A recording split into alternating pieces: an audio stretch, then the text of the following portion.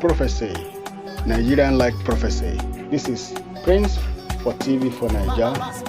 Hello everyone, welcome to my channel. Kindly subscribe to my channel and turn on the notification. If you don't so, I say big thank to you. Share my video, thumb up, like. The killing, raping, banditry, and kidnapping. Nnamdi Kanu prophecy. Nigeria never takes serious.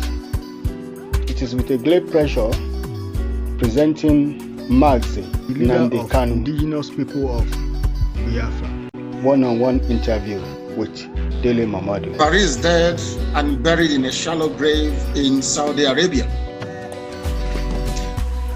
Aisha Buhari was there. She came back from what they call the lesser Hajj. She was wearing black. She was mourning. If you look at the pictures that were circulated at that point in time, you will see the smug, or should I say, the forlorn faces of northern governors. A minute silence was held at the AU for a late Buhari. Even Her Britannic Majesty Elizabeth II also penned a condolence message to the people of Nigeria before the cabal took over and asked her to rescind it, which she did. Buhari is dead, and I'm prepared to stake Biafra on it. If you, Dele Momodu, can go and prove to me, I'm not asking you to do anything too complex. If you can go and ask this man you call Buhari, whoever it is in Asarok, to come outside, don't do very much, address a panel of Nigerian youths, maybe 20 of them, and speak Buhari's mother tongue, which is Fulfude. I will give up Biafra, I will apologize to him, and I will submit myself to any authority on this earth to do with me as they please. There is no Buhari. Jubril was there. Jubril followed Abba Kyari to Cuba and ran away from there and never came back. The man you have now in Asarok is from Niger Republic. His name is Yusuf Abubakar Muhammad. That's his name, Yusuf Abubakar Muhammad. Even Shekau knows who he is personally and was mentioning his name as well.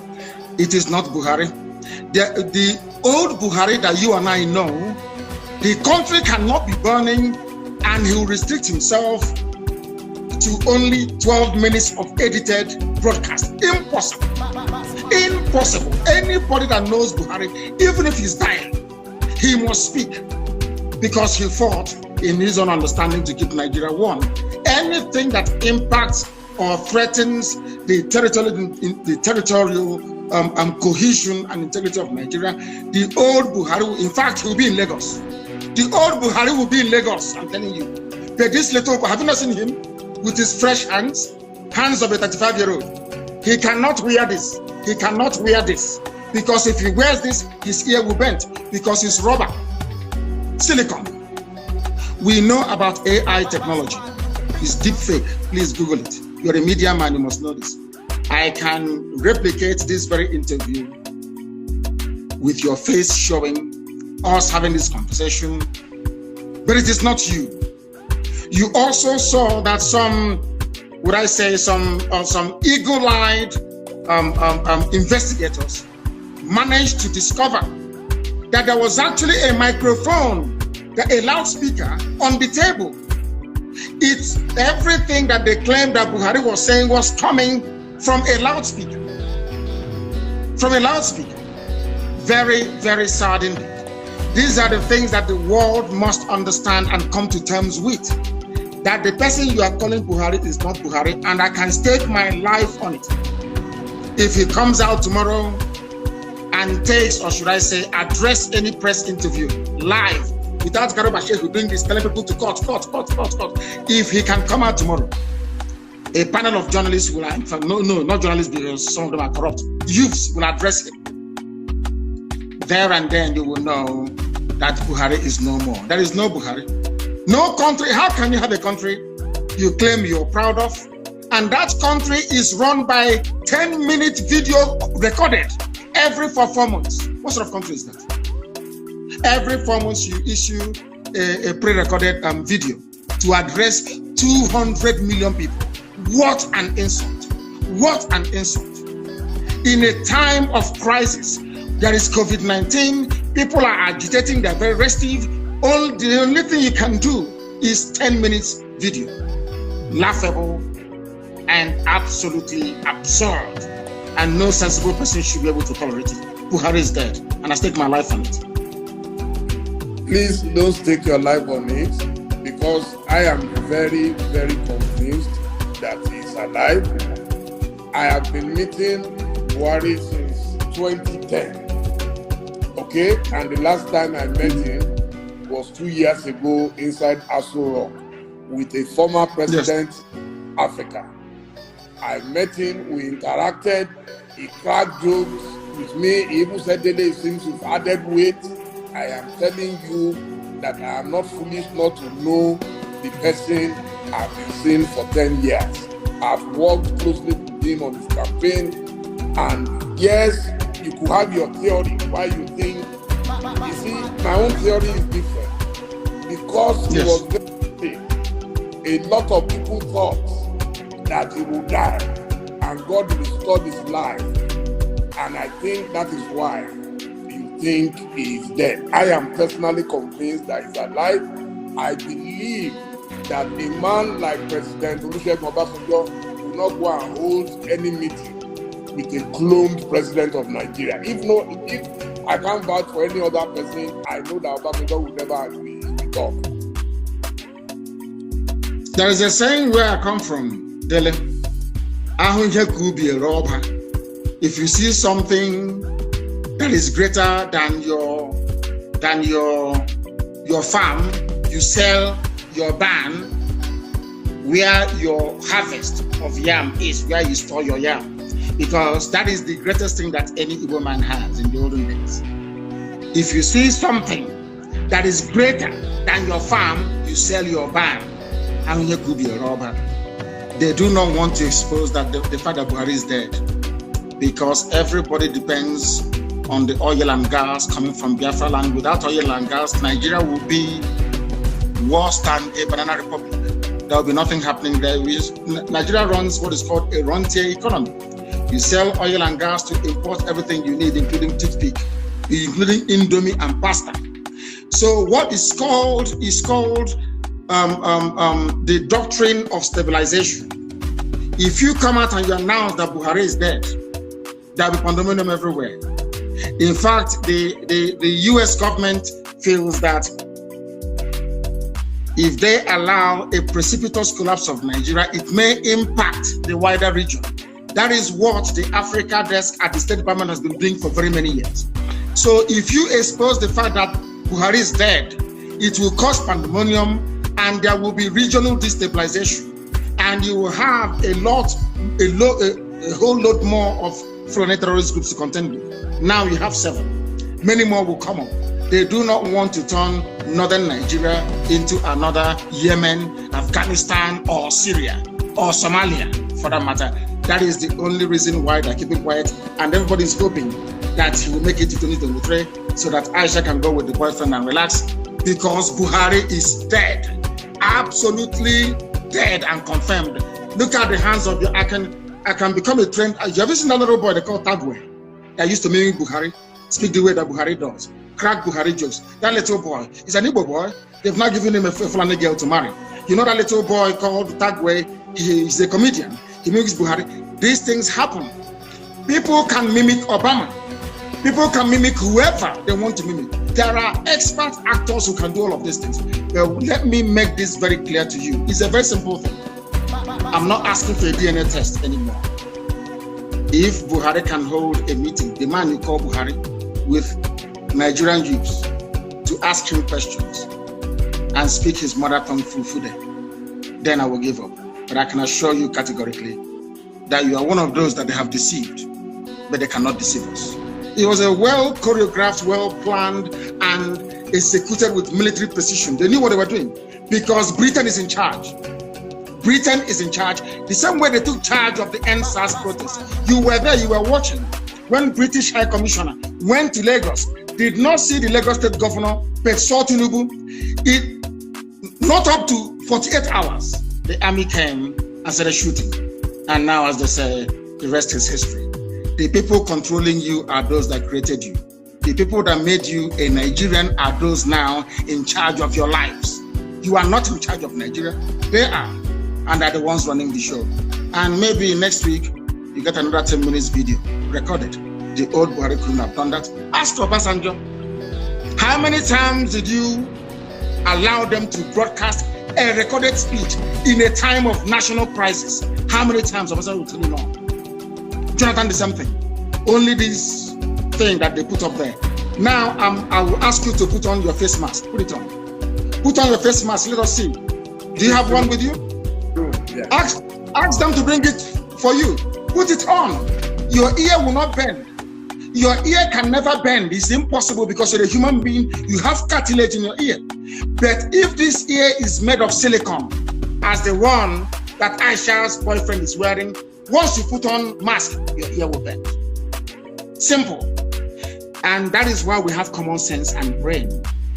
Keep asking yourself. They took a picture with Jonathan, with everybody, with the Yemi Osinbajo. None of them had their ears bent. Only Buhari's ears were bent. Others were wearing the same mask, but only Buhari's ear was bent, meaning that it's made out of rubber, silicone. It's not. The person that's not Buhari can never ever be. Please go ahead. Okay, so do you have a map for Biafra where will it start from and where will it end? First of all, do you know that if I ask you now, Dele, how many states do you have Igbo people in Nigeria? How many states will it tell me? It's a simple question. You're a journalist. I would say everywhere. No. I mean where they are indigenous, where they come from. There could be Igbo people in Lagos and not from Lagos. The Igbo people. If I ask you right now, how many states in Nigeria do you think that Igbo people are indigenous to? How many would you say? 5 Southeast states? After all, that is the Igbo territory. Is that what you will say? Yes. I have a surprise for you. It is 13. Igbo people are indigenous to 13 states of Nigeria. 13. As I told you, those who created Nigeria are in charge of Nigeria. And in order to weaken, to diminish, to render irrelevant every aspiration of an Igbo man, Britain decided to advise the Janjaweed Caliphate to keep redrawing the map until we now have only 5 states. Igbo people are in 13 states. And now let me answer your question. The map of Biafra starts from wherever women tie 2-piece wrapper and ends where they stop tying 2-piece wrapper. In other words, Biafra land starts from Kogi in the north, in Igala land, Idoma, Igede, all the way to Kodomiko, Idu land, in Udo, and going down to Bakassi, after Cross River State, and to Bonny and to Kobo in the south. All these are Biafran territories because if you go there, all the women are to 13 states. I want the 13 states. You want me to name for you the 13 states that make up? Yes, please. Kogi, are there Igbo people in Kogi? I'm sure the answer is yes. Yes. Indigenous. Are there Igbo people in Edo State? Yes. We agree. In Edo State, there are Igbo people. I'm not talking about Tubiaja, which is Ishan. We'll come to that later. I'm even talking about a place called Igbo Akre. Igbo Akre. Are there Igbo people in Delta State? Yes. Are there Igbo people in Benue? In Benue State, I'm asking you, in Izi community is in Benue State. They speak Igbo. The largest market you have in Benue belong to the Igbo communities in Benue State. Are there Igbo people in Cross River? Yes. So Igbo people are in Cross River. Are Igbo people in Akwa Ibom? Yes. Itu is in Akwa Ibom. There are Igbo people there. Are there Igbo people in River State? Are there Igbo people there? Of course there are. 90% of River State is Igbo. Are there Igbo people in Bayelsa? And you'll be shocked. YES is the answer. There are Igbo-speaking people inside Bayelsa itself till tomorrow morning. The same way you have the Ijaw people in Ondo. Are Are there Igbo people in all the 5? I've counted for you the 6 states that make up the so-called South. Imo, Abia, Anambra, Ebonyi. Yeah, you've mentioned 9 now. 9 states. 1, 2, 3. Kogi, Edo, Benue, Cross River, Akwa Ibom, Rivers, Bayelsa, Ondo. Have you added? No, not in Ondo. We're not in Ondo. Igbo is not in Ondo. What is in Ondo is Ijo. Ijo is in Ondo, not Igbo. But okay. Ijo is Biafra. We'll get to that later. And then you add the 5 southeastern states. You have Imo, you have Anambra, you have Enugu, you have Abia. Add all of them together. Imo, Anambra, Ebonyi, Abia, Enugu. Added to the other 6. Okay. 5 southeastern states.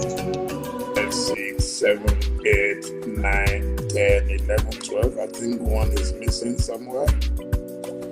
One cannot be 6 states. 6 states of the South, 5 states of the Southeast, then Kogi and Benue.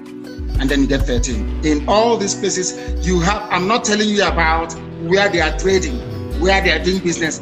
People from there are Igbo. They are indigenous. You think Kogi would agree to go with Biafra? No, it's about a referendum. What we're asking for is that part of Kogi where women tie 2-piece wrapper. That's all. Your mother will tell you where you come from. If you look at your mother when she dresses up to go to church or to go to a function and she's tying 2-piece wrapper, one on top of the other, then you know you're a Biafra. And that's what they do in Kogi, in Enugu State, in Benue State, in Cross River State, all the way down. You can go all the way down to Edo State. It is there till tomorrow morning. Don't you think you are likely to hit the brick wall if you try to go expansionist, if I could put it that way? I am an Igbo man. With all due respect, my dear brother, the Yorubas may be comfortable leaving Yoruba people in Togo and the Benin Republic and calling somebody from Sokoto State their brother. I don't intend to do that. Wherever you have Igbo people, they must be together as one.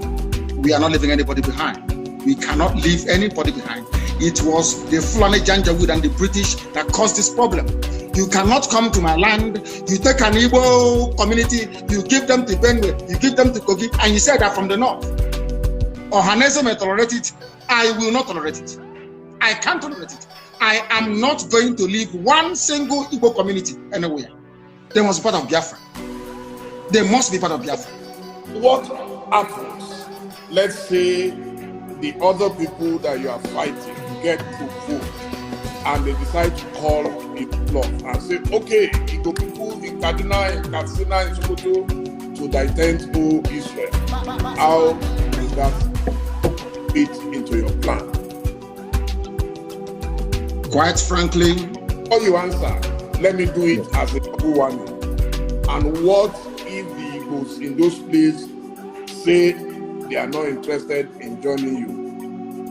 Hallelujah. We say good riddance. Everything we are doing is based on the consent of the people. There must be a referendum, or should I say referenda, which is the plural, right across the board. We are going to ask people ethnicity by ethnicity where they wish to belong. If they say we want to be part of the Janjaweed North, where once in a while you lose your daughter, your wife could be raped, oh well and good, we let them go. I am a Democrat. I'm not going to force anybody to do anything. And Biafra must come via a referendum. People must agree to it. We are not forcing anyone to do anything. Everything we are saying and doing is geared towards one outcome, a referendum. If they agree, fine. If they don't agree. So who is going to organize this referendum that you've been talking about? The United Nations will have to organize it at the right time. They will. If it is not organized, what is your plan B? We continue with civil unrest and civil disobedience, boycott of elections. As one of our great heroes said, We will boycott all boycottables until we get what we want. The British never wanted to leave Africa, but they did. Russia never wanted the Soviet Union to break up, but it did. Serbia never wanted Yugoslavia to break up, but it did. Sudan never wanted South Sudan. They never wanted South Sudan to be free. They're free today. Ethiopia never wanted, excuse me, Eritrea to be free, but today Eritrea is free. So that tells you all you need to know. It is not in their hands, because you know what? Power belongs to the people. Anything we want is what we're going to get. Once again, I want to ask this. Do you think this dream is realizable without a war? And are you prepared to fight another war? This dream can be realized without a war. And let me put it this way, as soon as the people, the various ethnic groups in Nigeria realize what Nigeria means to each and every ethnic group, they will subscribe to our position. So it is realizable without a war. Before the white man came, let me ask you this question. It's an interview, which means you can ask me a question and I can ask you. Before the white man came, was there any Nigeria? Before the white man came, did Nigeria exist? It's a simple question that I'm asking. Dele, did Nigeria exist before? It didn't, no. It didn't exist. Then why are African people, black people dying over something that they did not create? Did any Yoruba man create Nigeria? The answer is no. No Igbo man created Nigeria. No Hausa man did. No Fulani man did. No Kanuri man did. No Jukun man did. When you come to Nigeria, it's always a debate about it is our turn. It is our turn. It is our turn to rule. Now there are over 250 main ethnic groups in Nigeria. If you keep rotating the presidency every 8 years to each and every ethnic group, times 8 by 250. How many years are you going to get? So some people will die many times over. They will reincarnate many times over. The presidency hasn't come to them. Nigeria is a joke and an absolute mess. It was not created by black people. Therefore, it cannot be sustained by black people. I want to see an Africa where a Yoruba nation, a Yoruba mega nation extends from Togo all the way to Edo State. That's what I want. Because that is authentic Africa. I don't know why Africans are so beholden to something that is alien to them. Are you a white man? The looter that created Nigeria is a white man. What are you doing as an African defending something that a white man created out of, should I say, a racist intent? Nigeria was an ordinary company, Royal Niger Company, an ordinary business venture that the British converted into a nation. And Africans are killing themselves, trying to maintain something that a white man created. Sometimes I wonder what type of God made African people. I don't understand it. And that is why you have this neo-colonialism. That is why the British High Commissioner had to go to Tinubu to ask him, how do you end this protest?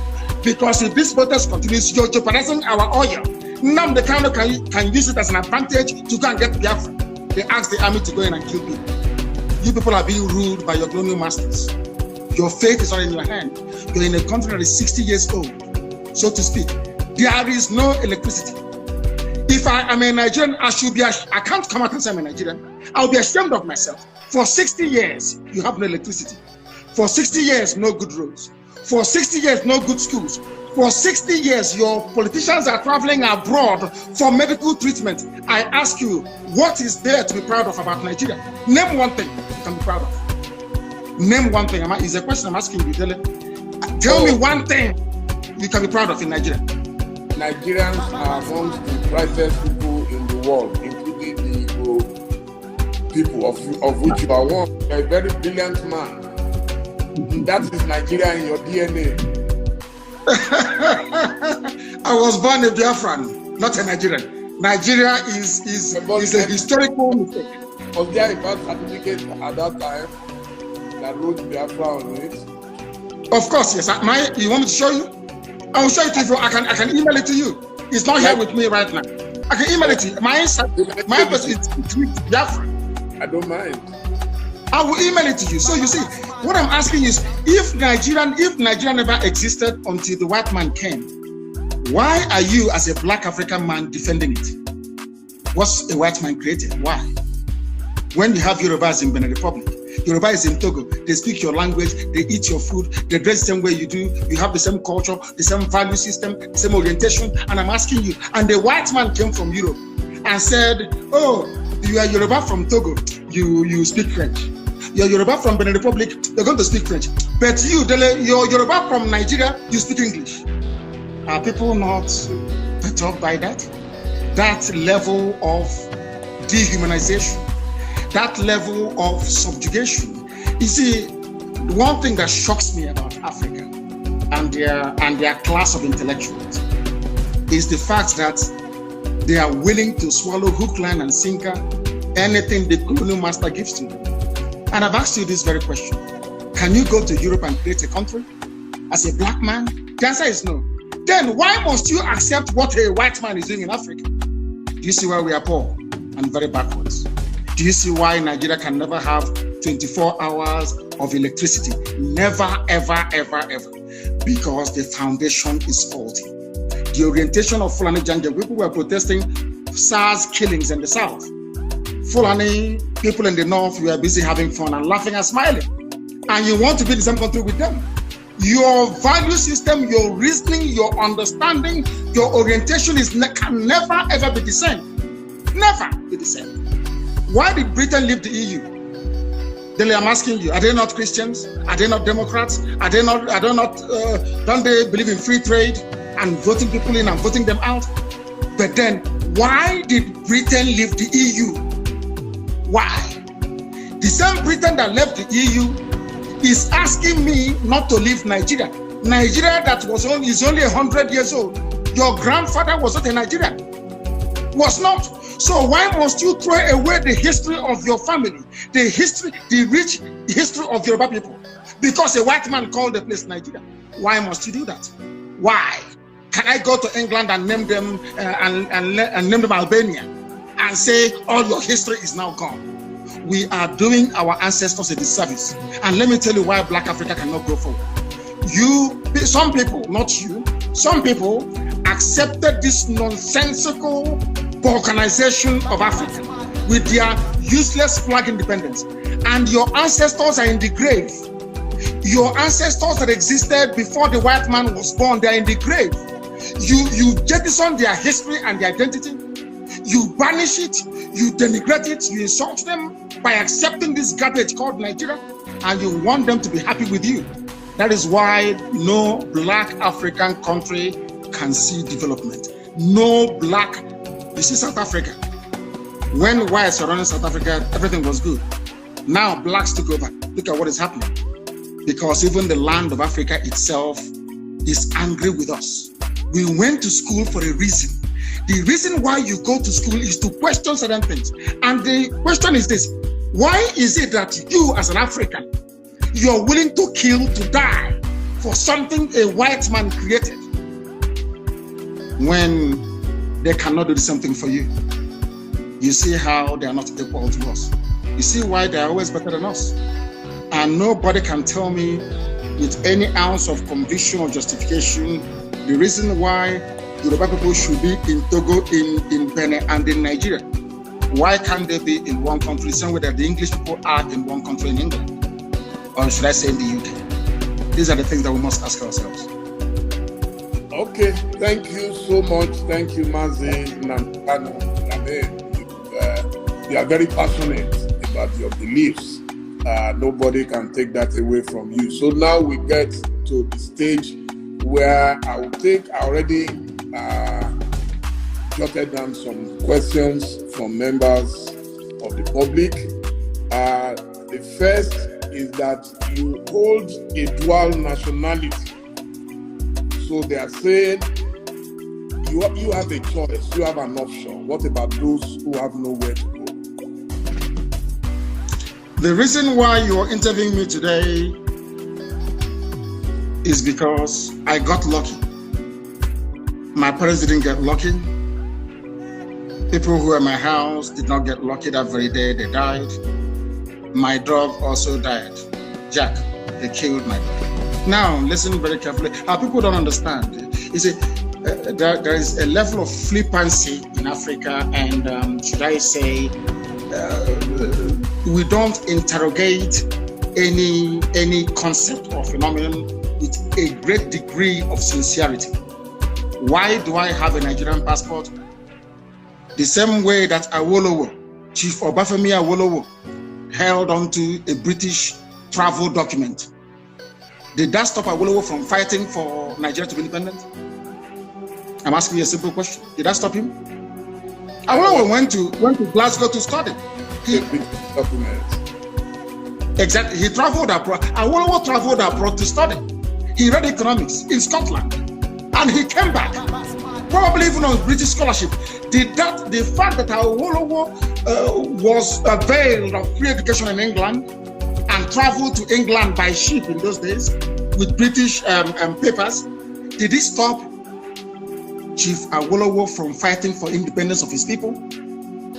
And I must say, he was a lawyer. Thank you. Sorry, I do apologize. He was a lawyer as well, but he also read economics. Do you know he read economics as well? He also read. He's a lawyer. I agree. Now, I'll ask that question again, so you answer, so that the whole world can hear. Yes, the fact that Awolowo went to England and studied, or let me say Britain and studied, United Kingdom, came back, became a lawyer and an economist. Did that stop Chief Awolowo from campaigning for independence from Britain? I don't know if you can hear me. Can you hear me? Hearing you, yeah. I understand your logic, yeah. Now, the same thing with Dr. Nnamdi Kanu. He traveled to the US. He studied. He traveled to the US with British papers. As somebody traveling from a British colony, he went to the US and he read, and he came back. And a Yoruba man, incidentally, let me tell you why they don't want Yorubas and the Igbos to be. A Yoruba man identified the talent in Nnamdi Kanu and appointed him the secretary of NCNC. That Yoruba man is Herbert Macaulay, a Yoruba man. And Zeke fought with the likes of Awolowo until Nigeria became free. Why didn't they say, in those days they were very intelligent? Nobody said to Zeke, oh, you went to England for free, you studied, you have their passport, now you're fighting and saying they should go. Because in those days, our fathers, they had brain. I'm sorry to say, this generation, I don't know what's wrong with them. It's a social media indomie generation. And I hope that after this evening, they will become, should I say, more enlightened as to the issues. I no longer hold dual nationality. I used to have dual nationality for convenience sake, just to travel out of Nigeria, not for anything. And my hatred for Nigeria didn't start today. I've always hated Nigeria. It's a very useless place. Only a fool can say, I am a proud Nigerian. There's nothing to be proud of. Absolutely nothing. You have nothing. Individually, you're brilliant. The Ngozi Okonjo-Iwealas of this world, our brother who is at African Development Bank, very smart and very brainy, yes, as an individual, but collectively as a group, the most useless 200 million people in the whole world. Nothing is coming out of nothing, absolutely nothing. Absolutely nothing. So how can I be a proud Nigerian? Ordinary light you don't have. No, simple light you don't have. How can I be a proud Nigerian? Thank you very much. Now, your governors have virtually rejected Biafra. Those are the most senior representatives of the people. So this person is asking, how do you want to deal with that situation? How many governors do we have per state? I think it's one, isn't it? One governor per state, yes. But they control, in a democracy, they control it. Yes. How many, during election, how many times does the governor vote? Once. Okay. So the people will decide, not a governor. We are not Fulani Janjaweed. We don't have feudal lords in our land. We are Democrats or Republicans. You have only one vote. Only one vote. One governor, one vote. People may dissent, they're entitled to their opinion. One governor, one vote during the plebiscite or referendum. And there is nothing they can do about it. The majority says they want Biafra. So the views of the governor, of course, may be taken into consideration, but it doesn't count because they are in the minority. We are not Fulani people. Someone has asked, how are you funded? We are the largest movement on the face of this very planet Earth. IPOB, Indigenous people of Biafra, we're all over the world. And our people are very, very generous. They fund us. No politician, no millionaire, no billionaire, nobody. Ordinary people in the diaspora and people at home. They fund this well-oiled machine all over the world. That is why we are formidable. We owe it to them. We don't have any godfathers. That is why I speak the way I do. If there's anybody who can say they are funding us, come out and say it. Nobody does. Ordinary people do. Because everybody wants freedom. Someone is asking, if you say you are asking for a referendum, how come you sometimes apply force, the use of force and coercion? That is the only thing the Fulani Janja would understand. Nigeria is a rogue creation. Nigeria is where vandals and bandits abound in political office. Nigeria is not a civilized society and can never ever be. You saw the way they were behaving. You give rice to a governor to give to people, the governor will steal it and keep it. Palliative that he did not buy. The only language they understand is by breaking into those warehouses and taking what belongs to you. The criminals and the hoodlums here are the governors, not the people who are hungry. I don't know why in Africa we always want to turn the narrative upside down.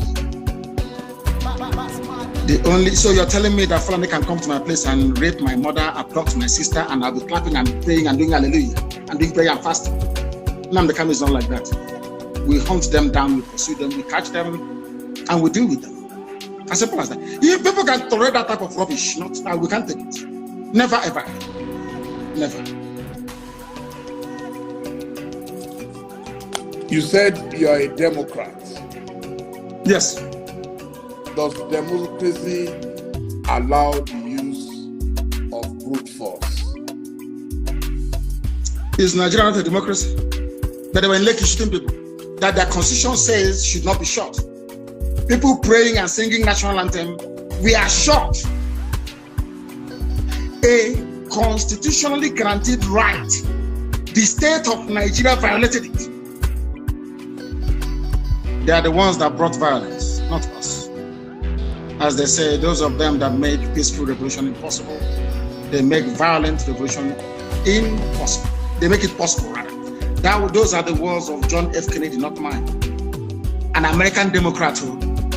And people talk about democracy all the time. The modern Britain you have today was forged in the revolution led by Oliver Cromwell that toppled the monarchy of King Charles I. Today, England is doing very well. France talks about democracy, but their democracy was forged in the heat of a revolution that toppled the reign, I think, of King Louis XIV or the 15th and Marie Antoinette. America, they hold you to account today if you're not democratic. America was forged in the battle of a revolution fought and led by George Washington. I don't know if we read all these things at all or not. I mean, I think Nigeria should employ me to write their curriculum for them so they can train sensible, reasonable people. People graduate from schools in Nigeria, they come out far more foolish than they actually went to school. Someone has asked, are you not afraid for your life? And what happens? I am dead already. And at what happens if anything happens to you now? Do you have action plans? I am dead already. I was pouring some water to apologize. I am dead already. The only thing that can bring me back to life is Biafra. This life is meaningless without freedom, not just freedom. As I said before, I traveled to England to study for a reason and for a purpose. You cannot tell me that in England, they have gas piped all the way from the Scottish gas fields. There is 24 hours a day electricity. There is gas. If you're homeless or if you're unemployed, the government can give you what is called housing benefit. You can pay your rent and live in a decent home. They also give you money to feed as well. If I cannot do those things for my people, then my life is meaningless. So as I am right now, I'm already dead. I'm only waiting for Biafra to revive me and to resuscitate me. And I feel and I do pray that most other Africans should feel the way that I do. Because Africa is a failure because we fail to address the core and the key issues affecting our lives. We intend to change that. And by the grace of God Almighty in heaven, we shall be successful. My life doesn't matter anymore. What matters is Biafra. Everything else is irrelevant. And the zoo government, they know it. Everything is irrelevant. The only thing that matters to me, God is my witness, is Biafra, nothing more. I'm not doing anything. I don't have a car. I have nothing. The only promise I said to God is, give me Biafra, that's all. I don't want anything else. What am I doing with money? What am I doing with cars? I don't need them. But Biafra I do need. Now, someone says, if you disagree so vehemently with the English people for what you believe they've done in Nigeria, how come you accept their protection? They are not protecting me. I'm sure if they have a chance to kill me, they will kill me. They're not protecting me. The only people that ever protected me was the state of Israel. Nobody else has ever protected me. Only Israel did. So if they have a chance to kill me, they'll kill me. What protection is the person talking about? I said it before. Chief Obafemi Awolowo went to UK to study. Chief Obafemi Awolowo, because there's one good thing about the UK. If you study there, your eyes will open. You see how vocal and vociferous the protest in London was. Because we understand their game, we know the way they play it, and we feel sorry for our people that they cannot see what we have seen. But one day, who knows, their eyes may open. But as I keep saying, anything we do to ensure that freedom comes, not just to Biafra, to Duduwa, but to everybody, every ethnic group, I am all for it. So could you tell me a bit about your project, the Radio Biafra? Radio Biafra. Of the Radio Freedom under Abacha. So I know a bit about pirate radios. So that's why I'm asking. It's not a pirate radio. It's not pirate. Radio Biafra is registered in England. It's not a pirate radio. It is actually registered. It's not a pirate radio. That was the argument they were making before. And when they asked the UK to shut down Radio Biafra, UK told them we can't. It's a legitimate business. You know, it's a legitimate concern in the UK, so we can't shut it down. So it's not pirate. And we build our own transmitters. I don't know if you know that. The FM that you listen to in Lagos, if you're in Lagos right now, if you hear my voice tomorrow morning, or the voice of any of the presenters tonight, we built ourselves. And I believe in encouraging ingenuity. Everything we have, we built ourselves. Because, of course, God is with us. And our mission and cause is noble. That is the history of Radio Biafra, and we keep expanding. And I do hope that before this month runs out, which is just a few days away, that Radio Biafra will be in Katsina broadcasting in Daura. Radio Biafra will be in Daura broadcasting. And they will complain, but they can't do anything about it because we are far ahead of them. What are you doing in Daura when you said Buhari is not there? So what will you be doing in Daura? No, they challenged us. Their MBC challenged us. They said they're going to buy equipment worth, 700 million to distort what we are doing. So in response, I said I'll put a radio inside Daura and I'm going to do it. I will. There'll be FM in Daura. Educating the Janjaweed and Alamoku. it cannot be jammed. Who can jam it? Who is the person who can jam it? This is technology from Biafra and you cannot do anything about it. That is why the Catalonia line is running helter-skelter to stop Biafra, because they know that once Biafra comes, maybe an African country can now put a man on the moon. They don't want that because they know what we can do. And I'm saying it out in the open. They should try all they can to stop us. They cannot stop us. Eventually, we're going to win. Because this is God's project, not man's project. It's God that said Biafra must come. People cut them up, not man. On this note, I must say a big thank you to you for a very, very elucidating session. And I am definitely educated about you. I may disagree with you on a number of things, but a lot of people didn't want this interview to take place. I told them, I hate censorship. I was a victim of censorship. Everybody must talk. If you don't talk, nobody will know why you do the things you do. And those who disagree with you must still get to know more about you. And I must say, I am very, very grateful that you are going to speak to me.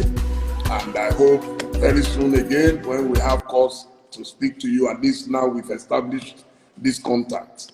And I really appreciate your agreeing to talk to me. Thank you so much, Mazi Nnamdi Kanu.